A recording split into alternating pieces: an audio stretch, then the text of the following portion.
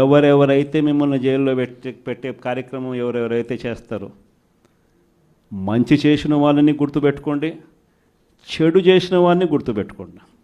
ఇద్దరిని గుర్తుపెట్టుకోమని చెప్తాను. ఊరికే చూస్తూ ఊరుకోం.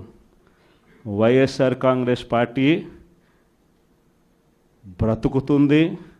వైఎస్ఆర్ కాంగ్రెస్ పార్టీ ఈ రాష్ట్రాన్ని ఏలుతుంది అని కూడా ఈ సందర్భంగా చెప్తాను.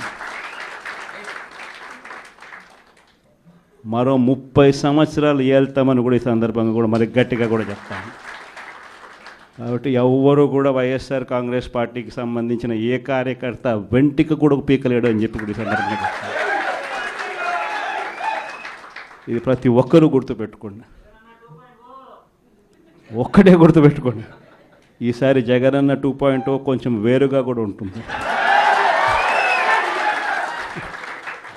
ఈసారి జగనన్న 2.0 కార్యకర్త కోసం ఎలా పనిచేస్తుందో కూడా చూపిస్తుంది. ఇది మాత్రం నేను ఖచ్చితంగా చెప్తా ఉన్నా. ఎందుకనంటే జగనన్న 1.0లో బహుశా కార్యకర్తలకి నేను అంత గొప్పగా బహుశా చేయలేకపోయి ఉండొచ్చేమో. ప్రతి పథకము ప్రతి విషయంలోనూ కూడా మొట్టమొదటిగా ప్రజలే గుర్తుకొచ్చారు. ప్రజలకు మంచి చేయడం కోసమే నా టైం కేటాయించాను, నా తాపత్రయపడ్డా.